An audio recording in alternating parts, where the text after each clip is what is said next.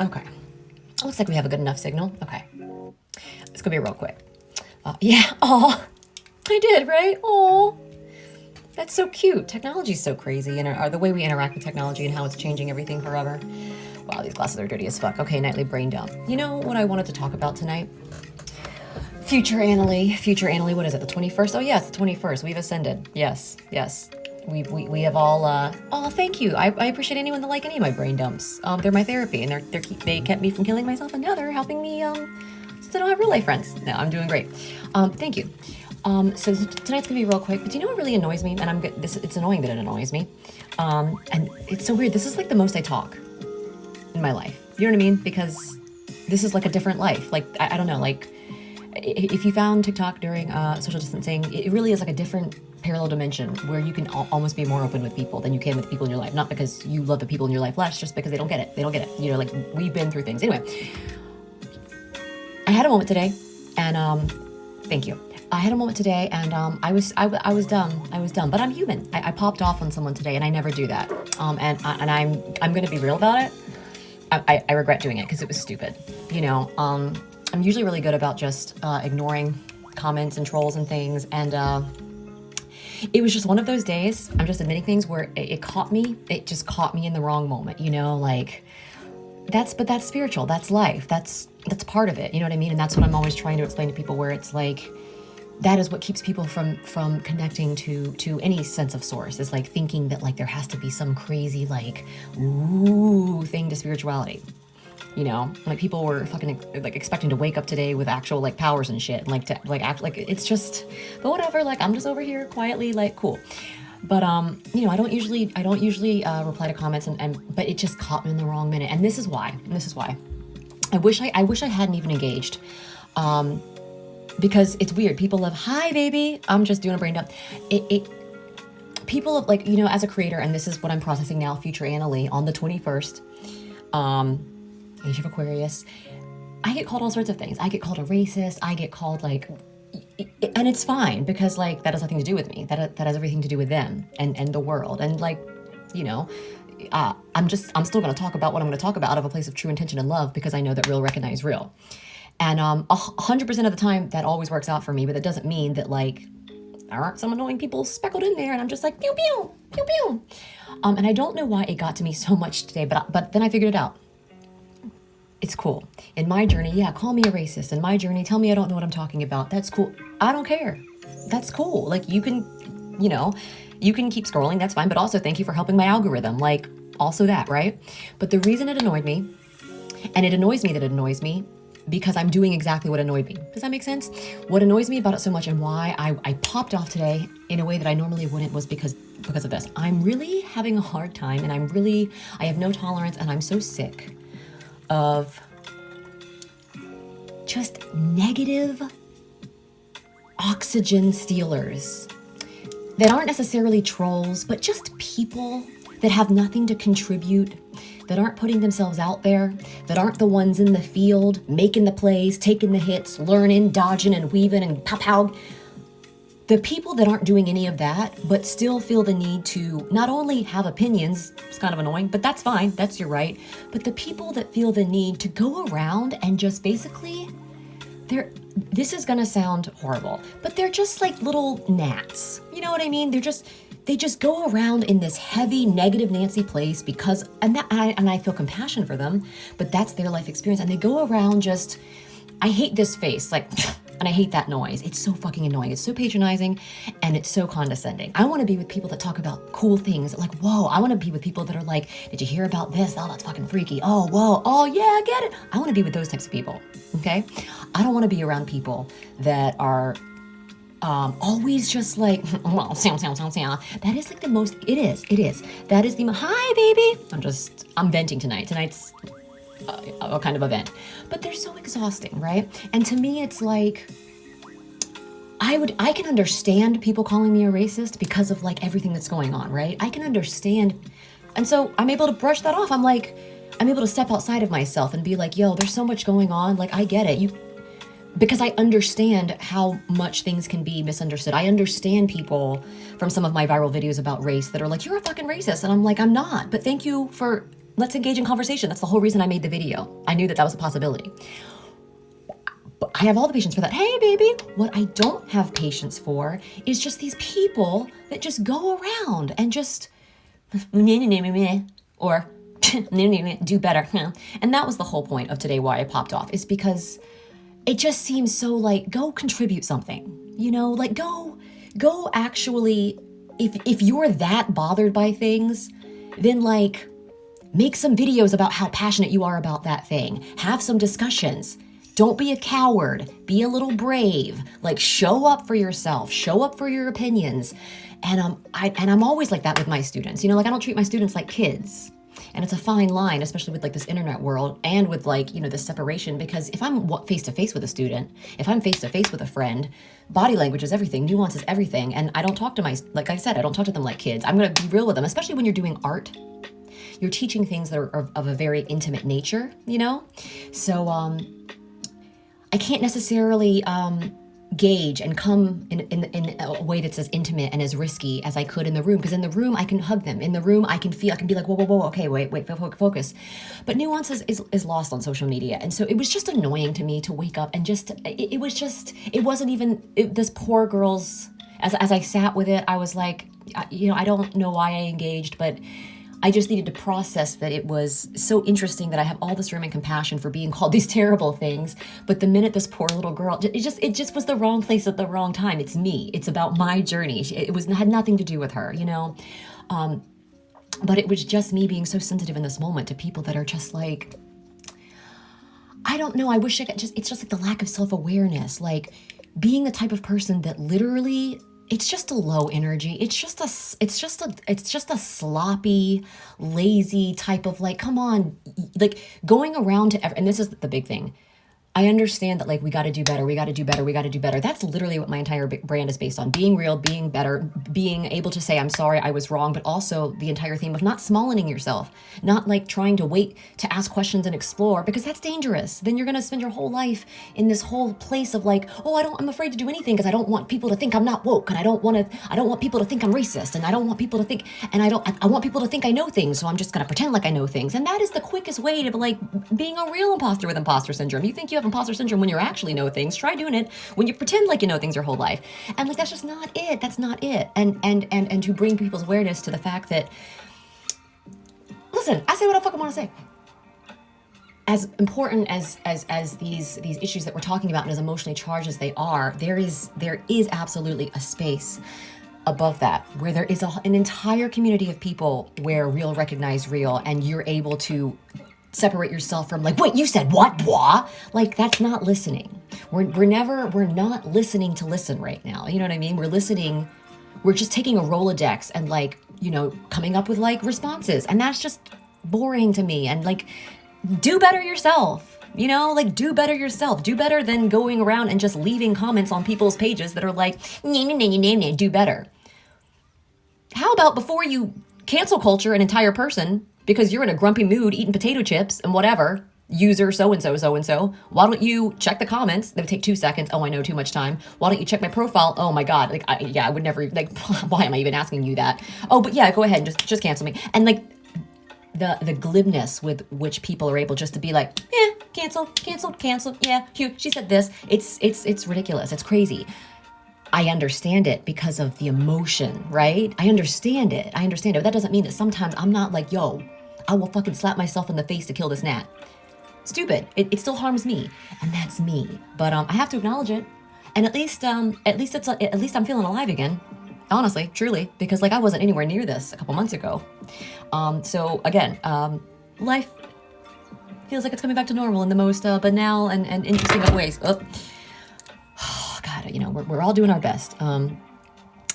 Let's see here. Let's see with our great suburban internet. People are so quick to come in and activating they won't even know what. Yes, open conversations. We just need open conversations. We just need to have conversations. I would love to get to work with you and get the real day afterwards. Oh, thank you, Zoe. I appreciate that. Well, just DM me. It's funny. I do a lot of coachings, and then a lot of people DM me for coachings, and then I respond, and then they never get back to me. So that's cool. But if you email me, you know, just let me know. Can't judge people off a little real conversation. Exactly, right? Brady? Yes, exactly. We love having me being you guys get it. So it's just, I'm just, I wasn't disappointed, but like I was disappointed in myself. That's all, you know. But God, I'm still a human. I just wanted to give myself credit because it's just a thing where I'm just like, stop just stealing oxygen, contribute something, like get out in the field, just do something. Because at the end of the day, if we're really trying to make change, if we're really trying to inspire, if we're really trying to have conversations, if you really fucking call yourself an artist, if you really call yourself an artist and you really want to challenge belief systems, including your fucking own, which you should be constantly, then as much as it might feel good, the whole strategy of just like, I get it, it's valid, it's warranted, it's justified, but it's not helpful. It's like talking to children. You know what I mean? Like, you can't yell at a kid to be quiet. And it's crazy how we don't have that level of self-awareness. It's like, dare I say, when we talk about like, no, like even with my headshot video, you know, with like talking about people that are black or people of color and like they identify differently with like, and white casting directors might not understand their hair. It was so interesting how some of the responses, now stay with me here. Hi, stay with me here. So many of the responses to that video I made that were, you know, racially charged, which it's funny because I just spit that video because that's how I talk. That's the world I live in. Like, I'm not always, but I get it. People responded so often where they were like, how about we shouldn't have to educate people on our hair and they should know better? And I'm like, you're right. You're right. I never said that it shouldn't be that way. I'm just telling you how it is. I'm just telling you how it is. If you're my student, I want you prepared. If you're my student, I want you to know how things really are. I don't want to give you some sugar-coated idea. What? The world shouldn't be a certain way, so I'm going to fucking lie to you and I'm just going to send you off into the world? Yeah, well, you know what? The world shouldn't have... It shouldn't. But you have to change the system from the inside. That's just facts. You know what I mean? So it was so crazy to me because in those moments, I'm just like, do you not understand that, like, you and I we're not disagreeing. We're not disagreeing. Like, I don't think as a non-white person, you should have to, I don't think you should be more aware of like having to like, how you behave in a store because you're going to get followed. I don't think that you should have to act differently, you know, and be on hyper alert because you're afraid to die because you're getting, you know, pulled over at a regular routine traffic stop. I'm not saying that anybody should have to do anything, but that's why we're angry, is because it is the way things are. So if it weren't that way, we wouldn't be having feelings here. It's the same thing whenever I talk about anything. 1 minute, my content is very long form, unfortunately. Nuance is so hard. And this is the thing.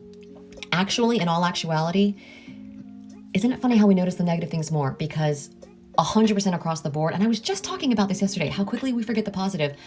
I was just talking about how anytime I've taken a moment to respond to a comment, with the exception of like once or twice, truly, and I make a lot of controversial videos, 9 times out of 10, when I take a moment to just breathe and just say, okay, the few times I want to just respond, 9 times out of 10, it actually ends up being a great experience. And I have like actual like specific instances I'm referring to, you know, like sometimes it's just so interesting because we speak differently behind a keyboard.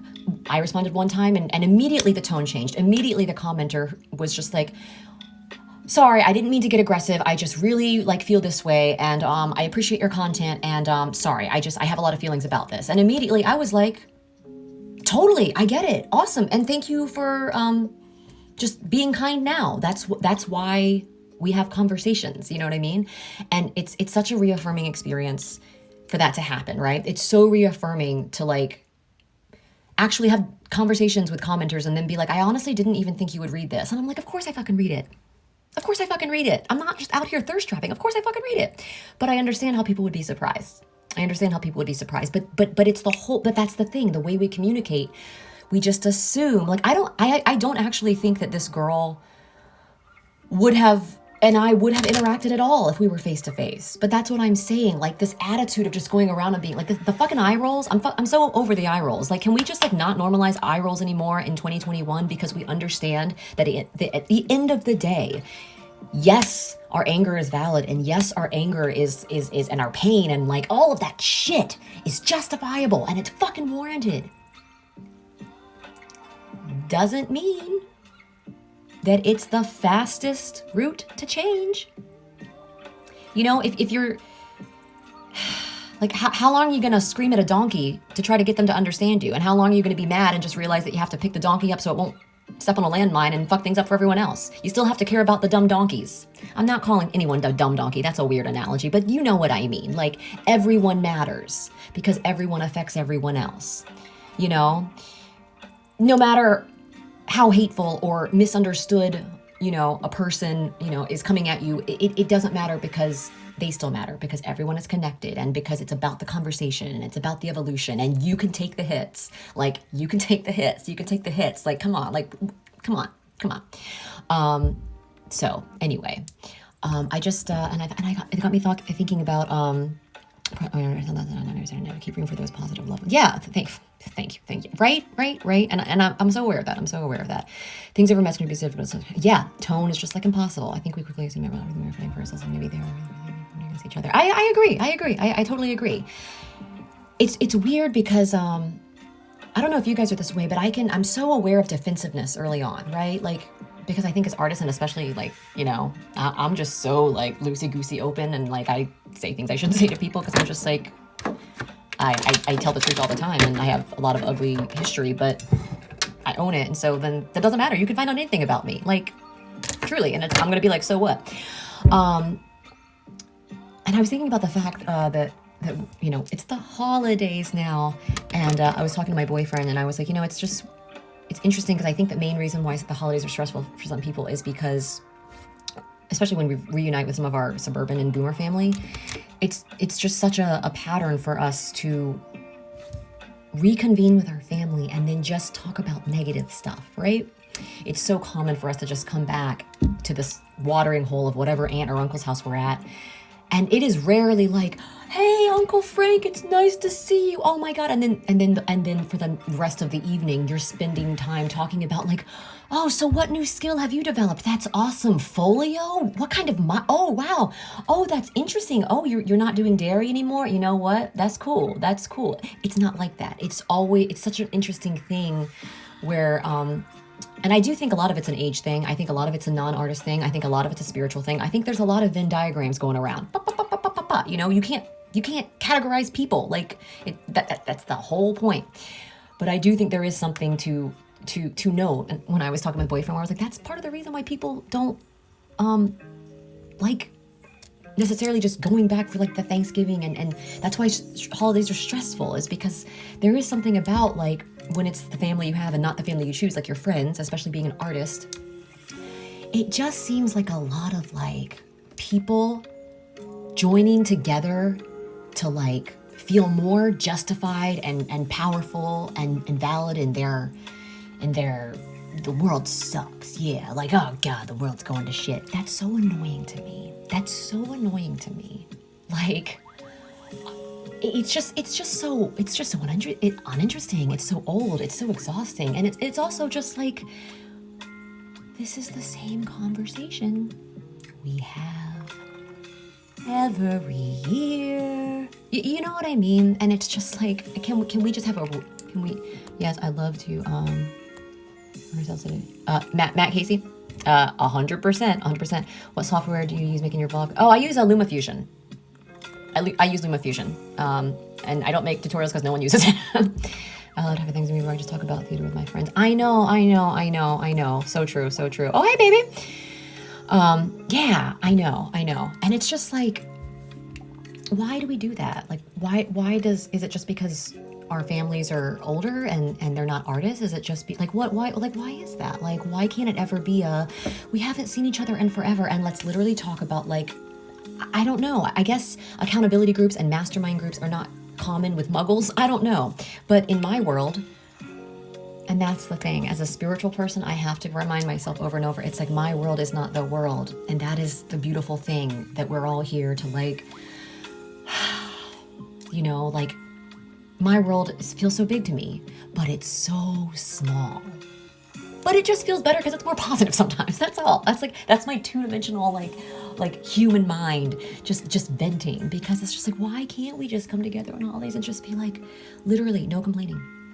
We all have feels about how the world sucks. can we just talk about how ripe this mango is? I don't know, something. Or do we have to have the same conversations about like, just tell me, just tell me what foods I can eat, what foods are good. And it's like, we've just about eating real foods and also not overthinking it and getting some exercise. But yes, let's have this conversation over and over, and let me listen to all of the reasons why you can't change. Cool, and let me listen. Okay, and I'll tell you all the facts just about how it's real food again, and it's not about sugar, and it's about moderation. It's also about like aerobic exercise and anaerobic, and no, like it's just everything. And it's just like, again, I use this Bill Burr analogy all the time, but just my God, I'm just like a baby with my head. I'm just like, oh, I want to talk about the same thing. Oh, how? I mean, it's so draining. It's so draining. So yeah, so that's what I wanted to process. I wish I hadn't engaged with her, but it got me. It got me good. But into the universe, I truly send her all the best, and I'm real sorry about that world and girl. It's been kind of eating away at me, because that's not where I want to vibrate, and that's not where I want to sit. And it's a lack of power. But I'm not gonna be too hard on myself, because it was a little spurt of energy that came out of me where I was just, I could feel it. I could feel the same kernel of validation needing to come out, where I was like, you are not going to disrespect me. That is what we are not fitting to do today. And that's totally where that came from. I was like, you can call me a racist, but what you're not going to do is disrespect me. And then I'm like, I'm just fucking doing the same exact thing. It's just like anally. Oh, thanks. It was probably from like the dollar store or something. Like, let us distract us from the terrible stuff and pretend everything was great for once. Yeah, it's just appreciation. You know what I mean? Like, that's what I miss doing with that's what I miss doing with my friends. That's what I miss doing with people. I miss just appreciating things. And by that I mean, like, like when you ask your muggle friends, like, you're like, let's do something, and they're like, what do you want to do? And that's not even something you have to ask with some of your friends, because it's just, you wander. You're just together and you figure it out. There's no like, well, what do you want to do? Like, where do you want to go? Like, you might be a little bit bored thinking about it, but it's just like, I want to go just get high and drink a bottle of wine and just go explore and like take some photos, or like look, like there's a lot of like places that are empty right now. Let's just go hang out and like smoke a joint and like see where the day takes us. Or let's get in the car and just bump some music and like scream, because like, okay, and like let's get hype and let's release some energy. That's my dance for releasing energy. And like, and then we'll cruise and slow down, and then maybe let's take a walk through Walmart, and let's just like be silly, and like let's just haha and wear our masks and like be socially distant, but like also, and then maybe we'll get a Frosty at Wendy's. I don't fucking know. It doesn't matter. But we're in a good mood, and we're gonna talk about cool shit that we saw and heard on podcasts and stuff. That's all I want to do. That's all.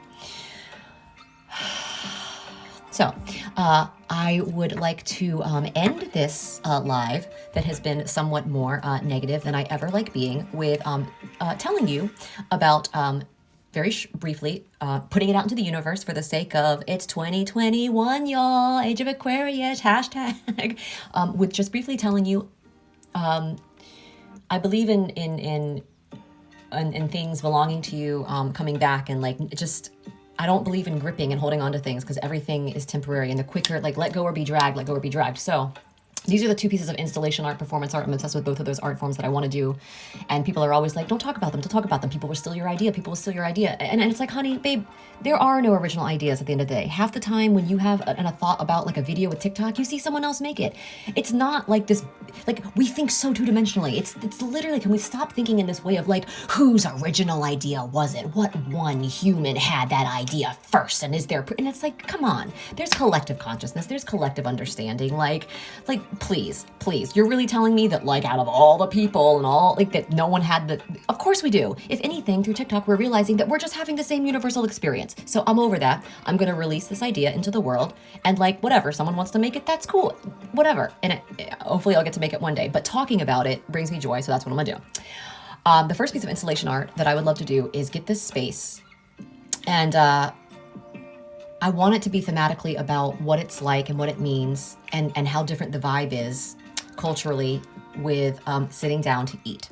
So like, you might walk into the first room and it might be like, an Indian family, and you could affect the temperature in the room, and it would be like just a room, and it would be like set design, and it would be actual food, and it would be actual, like Indian actors, and it would be, the lighting, and it would be, the sound effects of like the window, like, are you in Delhi, like, where are you? And then you walk into the next room, and then it's like a very, maybe it's like Yom Kippur, who knows? And then you walk into the next room, and it's a Korean, it's a Korean meal. Like, I would love to do that as you go through each room. And it's not only about the food, but it's about the actors, and it's about what it means in different cultures to come into the room and be invited into that family and that culture for mealtime, because it's very different from culture to culture, and every culture shows their appreciation and they show their love differently, and I don't know if I would do that and have it just be about the culture and the meal, and I was talking to my friend about this, we were spitballing. I don't, no eating on Yom Kippur, but maybe Shabbat. Oh, see, yeah, and that's the thing, and like, if I hadn't made that first video where I used the sound where the girl was mispronouncing that Welsh word that I still am really trying to pronounce. Hiraeth. Anyway, if I had never posted that, I would have never learned that was the wrong pronunciation in the world. I just would have been like, oh, that's how, Hiraeth. I love that word, cool. So I'm not sorry I posted that video, and I'm not sorry that I got weird pushback from it. I'm glad, because I learned from it, and I think it's a beautiful word, and I'm glad that I know the pronunciation of it, like, now. You know what I mean? You learn from your mistakes. So I love, like, if I hadn't opened up about this, I would have never been like, oh yeah, no fucking shit, Annalie, like, duh. It's just so interesting, and I think that's what art is about, and I think you could just teach so much. We talk about virtual reality being like the next step towards really being able to like close certain empathy gaps, right, going forward, and using it as an activist tool as well. And I think that installation art and performance art is I'm just so fascinated by the mixing of social experiment art, activism, installation art, performance art, and I love mixing all of those. Because people don't, when you really do that, it's kind of like lifting art off of a weird, like, we thought theater is as 3D as art could get, and it's like, nah, theater is like literally, it's pretty awesome, but then you add theater and it's just so dope. It's so dope. So I'd love to do an installation piece like that. And then I was looking at the second piece I would really love to do one day, and I think, I don't know, like, I can't wait to I just can't wait to see how these develop one day.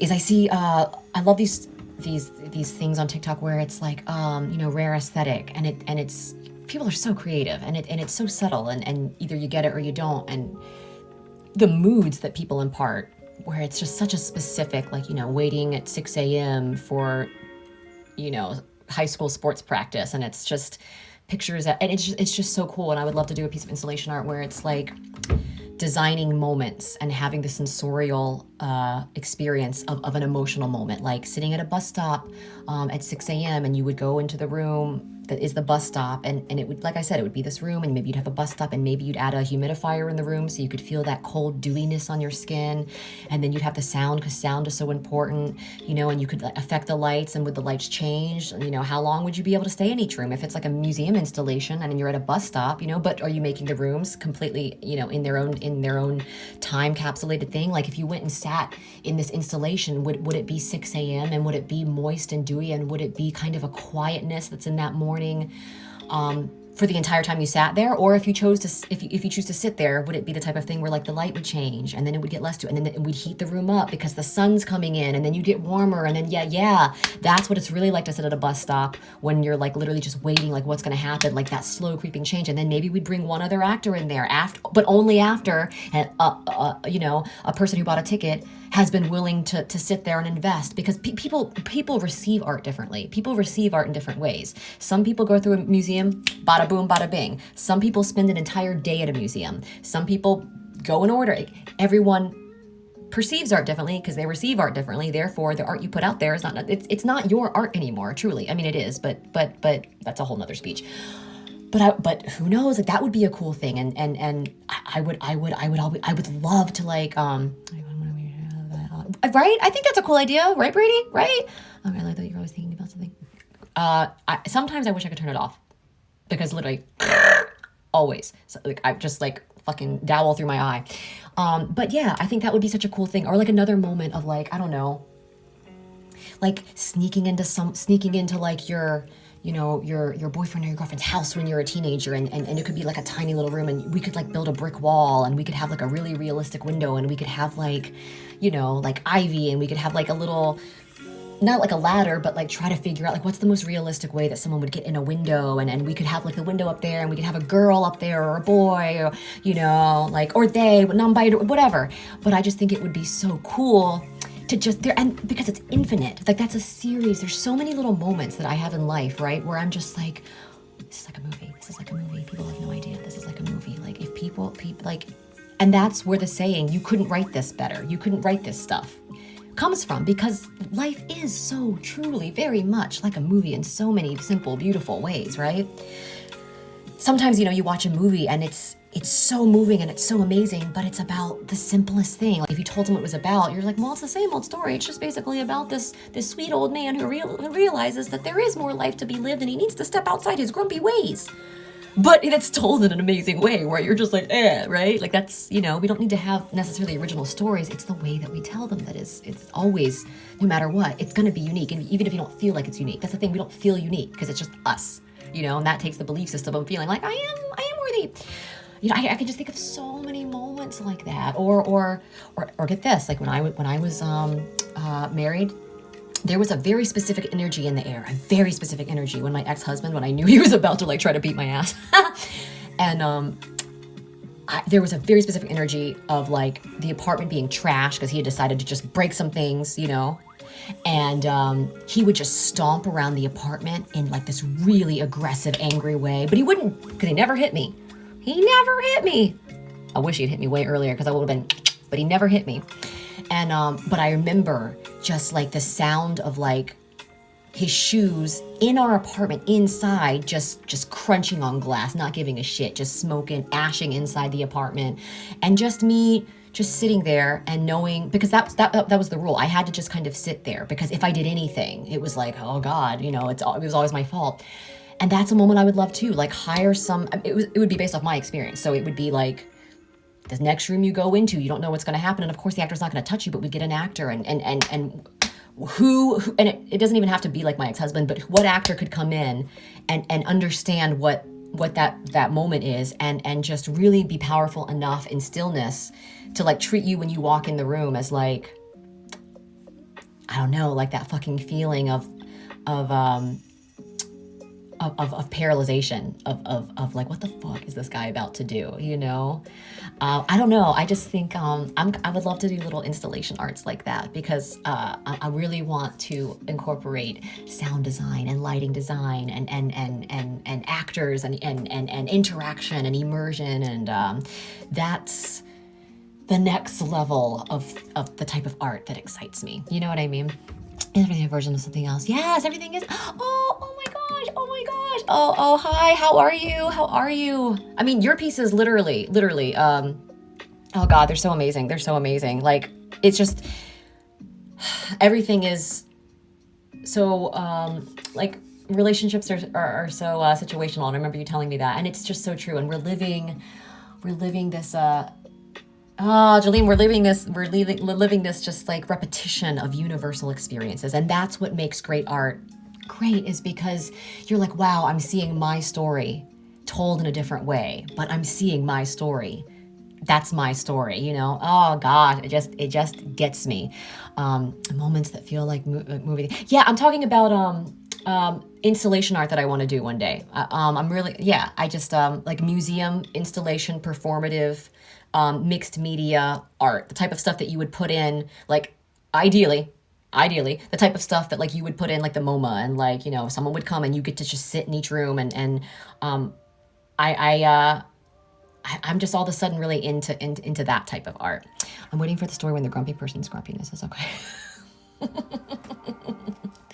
I know. Oh God, it's funny because grumpiness is so irritating, right? Which is like so hypocritical. Like grumpiness is like, it's so annoying, and then it makes you grumpy, and I'm just like, God, go away. hey, I'm over here trying to just be annoyingly weird and happy and giggly. You know what I mean? Oh, girl, it's going to happen one day. It's going to happen. We're going to get this situation, this little Rona 2020 situation fixed. We're going to quietly creep in to 2021. Like we said, we ain't going to touch nothing. You know, we're not going to be extra. We're going to be low key about it. And then we're going to have our shit together. And then we will commence into collaborating and commence into creating again. And we're going to adapt and adjust, and it's going to be different. But it's going to happen one day. For sure. Oh God, I still remember your piece, Paris Agreement, and like, oh my God, what was my favorite piece that you ever did? It was the one. Was it like it was not this is how it ends, maybe, to say something, and it was just so beautiful. Oh God, like your numbers always amaze me. They inspired me so much ever since I saw them, because you do such a great job of mixing pedestrian moments and improv, and that's something that you can tell in a piece of choreography when someone has given the dancers room to express themselves and a little bit of freedom to add their own flourish and emotional design through improv, instead of things just being like, I am doing sports, I am a cheerleader, turn. And it's not something that you can choreograph. You know, it's something that you can identify it when you have a group of dancers. And it doesn't even mean that all the dancers are necessarily technically amazing dancers, even though your dancers usually are. But it's just something you have to see it. You have to see it with a group of dancers, and it's like, oh, I see what's going on. I see what's going on here. Like, a lot of this is the dancers having the permission slip to do these things. It's so dope. It's so dope. It is. It's totally something you make room for. It's totally something you make room for. And then I'm going to finish this live off by just telling you one more story that I love, and then we're done. I mean, this has gone pretty well. When I used to judge dance competitions in the real world back in the day, you get hired to do a lot of national choreography. So basically what that means is that all of the winners from all of the states over a year of dance competitions get to come to like the real grand finals, where like the real winners will be, you know what it is. It's about joy and awards and studios, but it's also way more about self-development for the students. And so as a choreographer, you basically have like truly hours, no more hours, to work with an insane amount of students, ages literally babies, like 6 to like 18. They want you to incorporate every dance form: jazz, tap, ballet, hip hop, like point, everything. They want it to be like super impressive. They want everyone to be showcased, and they want it to look good in a matter of hours. So long story short, when I did this for one of the dance competitions, it was my first time to really kind of just like do what I wanted to do, because I just kind of finished Broadway, and I was waiting to do the tour, and I had always not like played it safe, but I had kind of always done a little bit more what like I was encouraged to do, like turn section, this. But I had a weird permission. I felt like I had a weird permission slip after my Broadway run for some reason, because that's why it's all about permission slips. You have it in you, but it's about allowing yourself to be like, I'm grand enough to be able to pull this off, and that's all it was. I had the permission slip to do that, and so I did it to Greatest Showman, and it was to This Is Me, and I made it a piece that was not very conventional competition, and I played with a lot of just acting and slow motion, and I picked a lot of students to showcase that I had become very that had kind of become my favorites, but not because they were great dancers, because when I saw them perform and I saw them take class over the years, I always gravitate towards certain students that are here, that are present in the eyes, that act, because it's no matter. Trust me, all day, no matter how many motherfucking turns you do, no matter how many backflips you do, no matter how fierce you are, that shit gets old. It gets old. Listen, it comes in spurts, and if you're spectacular, yes, you will make my jaw drop, and yeah, you'll probably win a lot of shit. But it very quickly, it's cheerleading. It's very quickly all of a sudden just sport. What is the difference between sport and dance then? If there's no emotional connection, if there's no storytelling. And so I started to get some favorites, and I don't know. I don't think it's I think it's just coincidental correlation. I don't know why it would be this way, but a lot of the times the dancers that I chose, who were not as good technically, it was just they were there more emotionally, and I think that's part of the studio,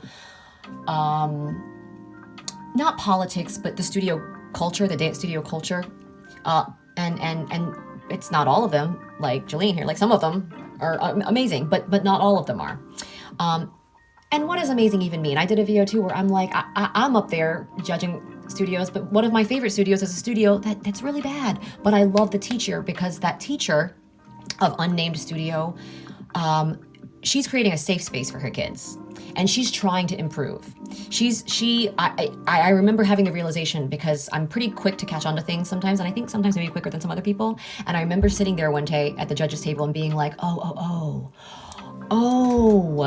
she's from this is a poor town. Oh, okay. So she literally just got, like, she probably just rented out, like, it might be in her basement. That's how small this dance studio was. And she doesn't really know anything about dancing, but she's taking notes, and she is actually just trying to, like, provide, it's more like a community center. But you could tell she didn't know anything about teaching dance. But then when I saw her for the second year and the third year, her students didn't get better, but her students got way more confident. And that's all that matters. They got, like, a little bit better, but they're not trained dancers, you know what I mean? But she listened to my adjudications, and she took my advice, and no matter how small they were, like, that is noticed. Like, and that's when I was just like, oh, like, I'm gonna think about teachers in a different way now, because within the construct of this whole dance competition template, like, whatever. That doesn't make you a good teacher or a bad teacher. That just means that you have brought students that are able to compete at a certain level. That doesn't make you a good teacher or a bad teacher. You might be sitting in the studio, like, eating bonbons for all I know. Like, I don't know anything about you. But I did this number, and it was just so great, because I got to literally showcase, and I say this in the sweetest way. I say this in the sweetest way. I said this to my kids. Whatever I say to my kids. Whatever. Older people are way more touchy than kids are. And I was like, I got to use all my little freaks and geeks, you know, like, I got to use all of these kids that I had loved over the years, and, like, talked into a microphone and judged, and I got to give them moments. And this is what I'm most proud of. I also, of course, I'm rational. Like, I'm pretty smart. I didn't just, that doesn't mean I'm the type of person where I'm like, oh, you're a dancer? Well, like, I'm only about artists. I'm not like that either. Like, I'm pretty together here. And so, of course, some of my soloists would be some of these amazing dancers. And there were some amazing dancers in this year's nationals. But whenever I asked them, because the soloists I chose, they got to have two options. And see, I was in over my head. I was trying to make this thing way more advanced than it should have been, but whatever. It was about the experience for the students, and that's what matters. They either had an option of getting to do, like, a trick, of getting to have their moment to where their studio could be like, raw, yeah, Kelsey, whatever. Or they got to have a moment, which I called, like, they got to have an actual moment, like their acting moment. And I don't think people realize how they underestimate how difficult it is just to slowly walk across the stage, stop center stage, and then leave. And I told them, I was like, you've got 16 counts, and you can do whatever you want to do with it. I just want you to be center stage at the end of the first date, and I want you to be exiting at the end of the second. And you can process whatever you want to process, but I want you to walk on looking at something center stage, up in the sky, whatever, a cloud, an angel, your dead mom, it doesn't matter. But it needs to mean something to you, right? And I need to see it, and the audience needs to see, because the whole theme of the piece was everyone thinking that things were, like, over, and everyone's but then one person turning around and seeing something, and it's about hope. And it really was about my mom dying, and it was really just about me being like, oh wow, like, okay, cool, like, you're still here, and, like, I can still, like, be inspired by things. And I told the kids that, and it was just such a beautiful experience to have with these dancers, and to see, because a lot of them, I could tell, a lot of them had never gotten to just be on stage. And it gives me goosebumps even thinking about it, because that's, even as nervous as you get turning and tricks, I remember what it was like. I fell out of every trick that I ever had to do at competition. It's such a rare thing for students to actually just stand in the middle of a stage and just like look at something and process like, and I don't know what the students were going through. Like some of them, it might have been like about a boyfriend or a girlfriend, or some of them it might have been about like their grandma or Mima. Like I don't know, but it was just so it was so beautiful, and it was so great to me that number one, every time I asked one of my advanced students, what do you want? What do you want? You want to do your aerial and your flip pass? Or do you want to come in and you want to have the acting moment while everyone does the flips behind you? Which do you want? And every single advanced dancer I had chose to have the acting moment. And I was like, I'm fucking done. I did it. I don't even care about the number. The fact that like these like, I'm gonna be real, but like some of these bitchy ass 17-year-old senior dancers that have won gold in every dance convention, you know, whatever. And this is just a practice piece of choreography for them. Like this is their vacation in Wildwoods, New Jersey.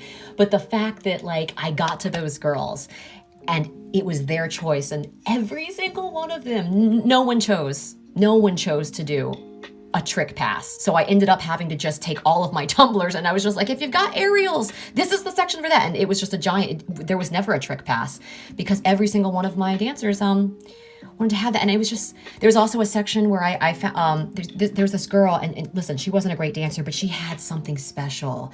She had this thing you can't teach. She had this thing you can't teach where it was just like, she was so uncomfortable, but she was comfortable not being comfortable. You know, she was fine with it. Like she was kind of awkward, but like she was so okay with being still. And it was so interesting how some of the dancers couldn't just walk. Like I remember, oh God, Soraya, just like fucking queen, so fierce. But that was her identity. That was her armor. She was so used to being like fierce Soraya, and like she was like a lioness, and she was like on the prowl. But when I sat down with her and I was like, Soraya, stop dancing. Don't dance walk. I need you just to walk. Walk like Soraya. Just walk. What do you see? Just walk.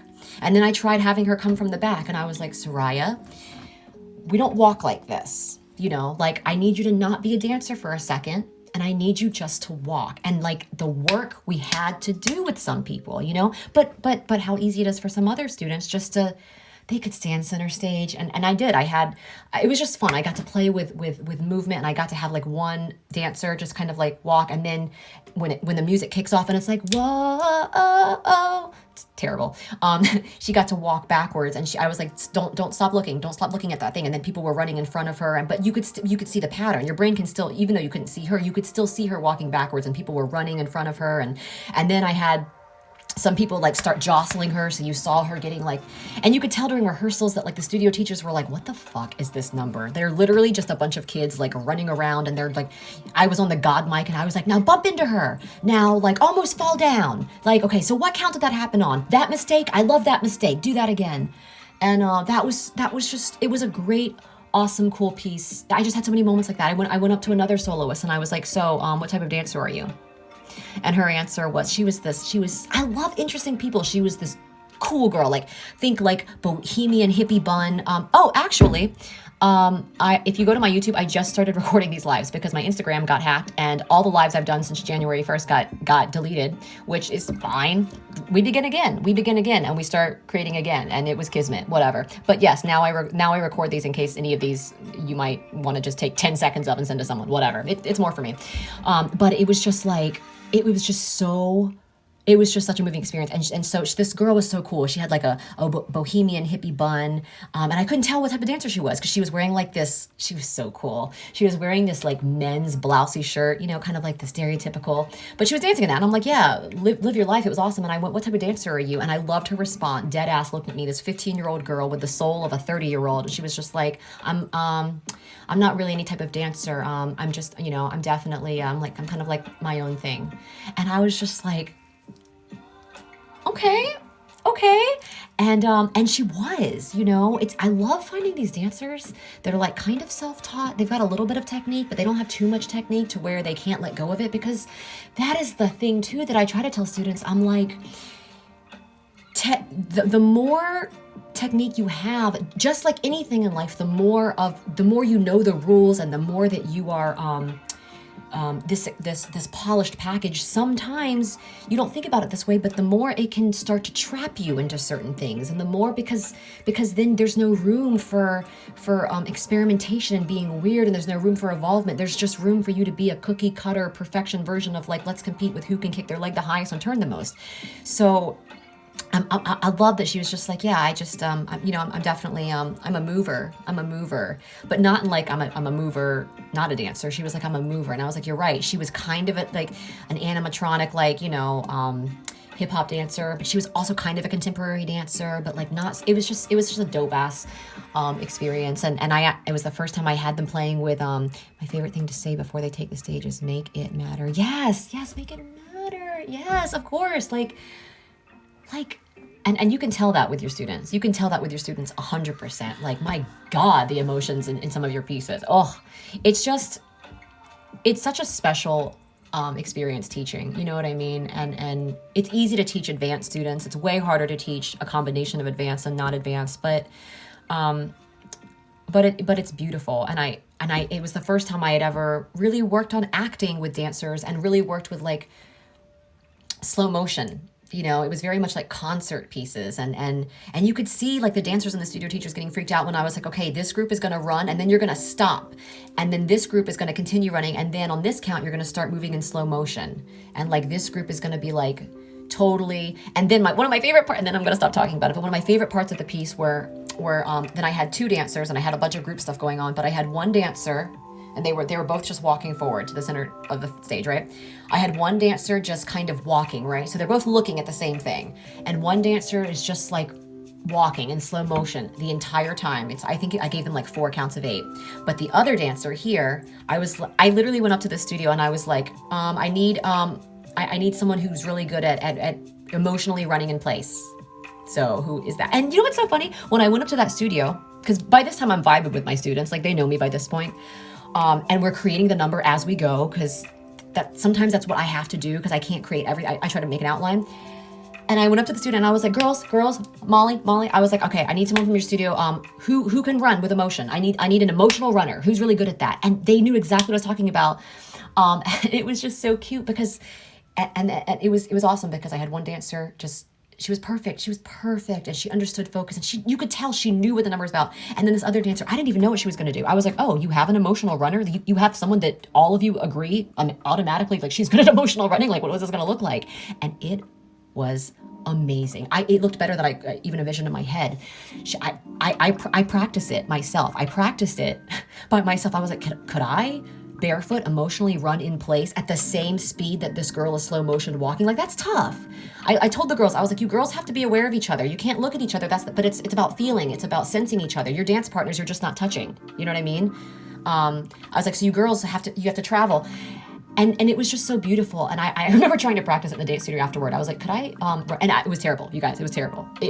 Because she was so good at flailing, and she like tripped half the time, and she was reaching for things, and it was so cinematic, and she had like tears coming down her face, and like, but she wasn't closing her eyes, and she was keeping her spacing at the same time, but she was not hurting her knees, and she was rolling, she was just doing all the things, and it didn't look like dance. It was so awesome. And all that to say, the number I loved the number, and my fellow judges, who professionally work, loved the number. My students were in tears. Certain studio dance teachers were in tears, but the director of the competition and a few of the studio directors let it be very known that they had notes for me, and that they would like to see that number, because they were they would like it to be changed because there weren't enough turn sections, and there weren't enough flips, and there weren't enough solos for people, and that it just wasn't impressive enough. And I was like, but we literally threw a girl up into the air 10 feet and caught her while the rest of the group was in this huge like windmill, like tornado. Like, we're talking like dangerous stuff. That's not impressive. And did you just see your students out on stage having like emotional like moments and like acting like you, like, have I missed something? They were just like, yeah, we just don't think it's impressive enough. And that is just a perfect example of just basically the theme of my career wrapped up in a nutshell. You know what I mean? whether it's TV and film, whether it's theater, there's always that theme in my life where I'm just like, okay, but what makes it art then, right? And but then it's not. Why are we focusing so much on the perfection of the final performance? Because we're totally we're missing the entire process. Like the process is the important part, you know. So yeah. They just didn't get it. But it doesn't matter. It doesn't matter. I'm so it was one of the most amazing creative collaborative experiences I've ever had with my students, and it's just, it wasn't about trophies, and it was almost like our little secret, you know, because after, you know, before the number, I'm going around and I'm touching every one of my students, and I'm just like, are you okay? You got this. You've got this. Like, look at me. And you know, hugging my students, and afterward, like, you better believe, you know, they're crying and I'm crying, and then I ran backstage and I'm hugging them and I'm like, you did so good. You fucking nailed this. Yeah, you could tell that like it was empowering to them, and it wasn't just like, this time's a fireball. Ooh, fire. Yeah. It wasn't like, it just, we already have enough of that. Not that there's not a place for like random joy. There is. I love the song Move. I love the song. I don't love the song Fireball. I don't. But there's a time for just joyous movement.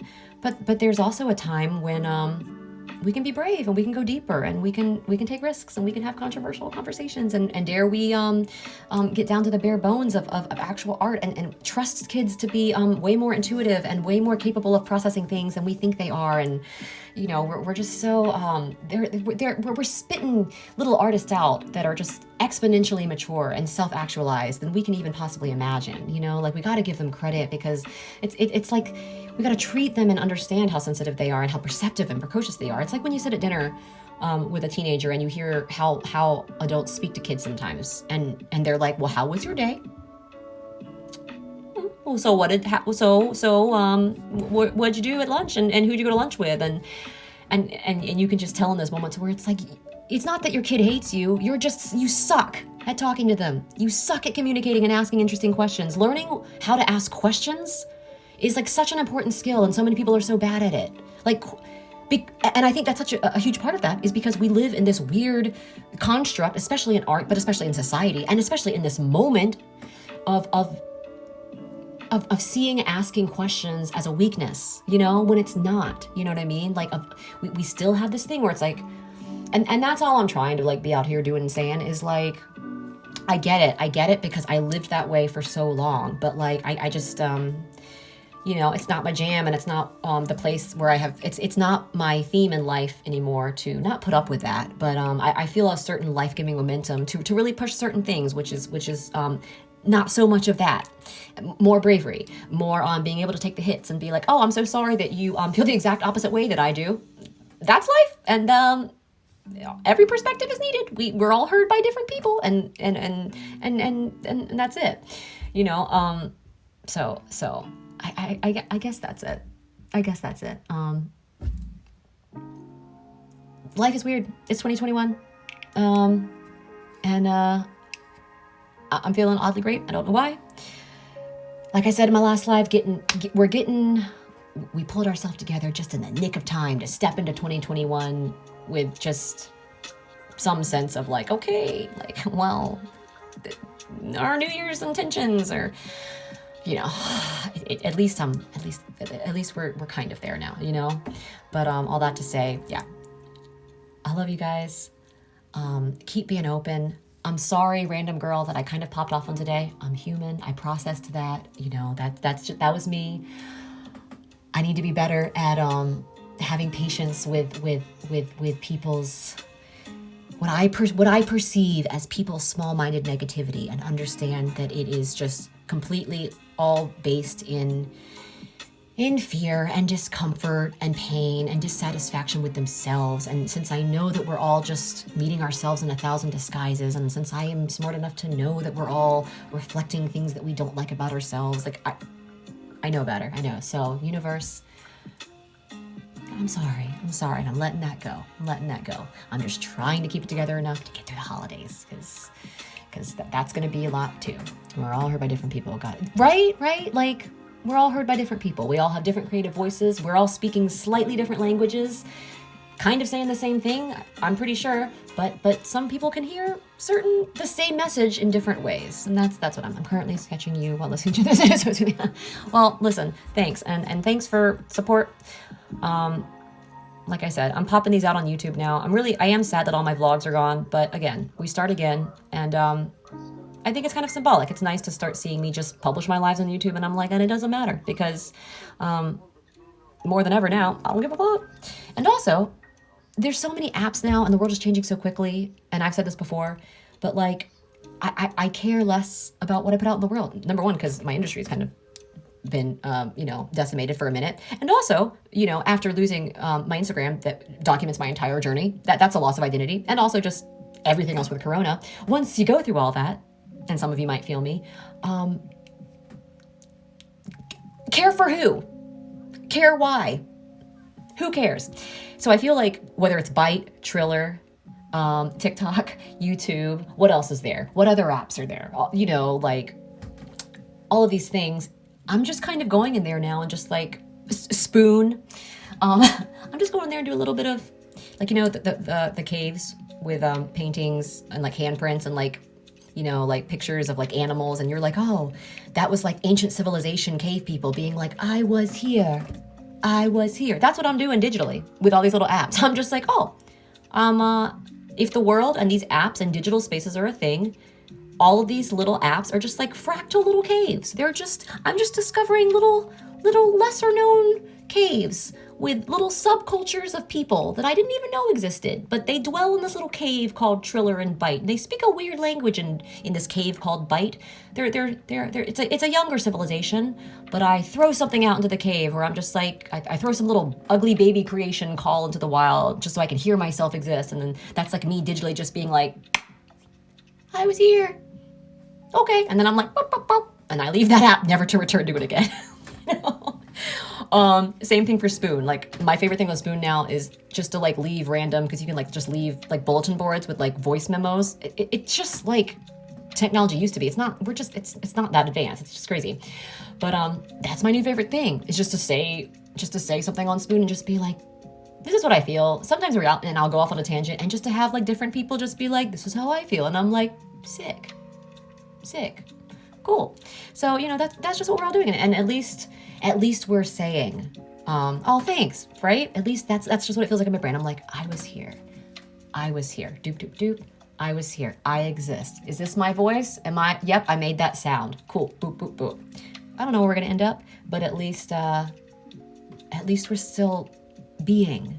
And at least we're still exploring. And at least we're still alive enough to want to make noise. Because we're meant to. Birds are meant to sing. It's just facts. Okay, I love you guys. Keep creating, keep staying open. Thank you for joining me as I do my nightly brain dump and process thoughts, and try to give myself therapy that I can't afford and I'm not disciplined enough to devote time to right now, even though I should. Perfect analogy. Oh, thanks. Thanks. Just IGG my sketchup. Thank you. Yeah, I'll be definitely checking that out. I'm sure I'll love it. I love you guys, and listen, life's crazy, but we're almost there. We're almost there. Oh, hey, baby, you rock. We're almost there. So let's just hang in there. Let's not anyone make any sudden moves. Let's keep drinking some water, and let's just get through the holidays. Let's just get through that far, right? Okay. You are me, I am you. We're all experiencing everything together, and the world is so big, and things are happening on a level that we can't even comprehend. So we just gotta let go. We just gotta let go or be dragged, right? Okay. Love you. How you do something is everything. Blah, blah, blah.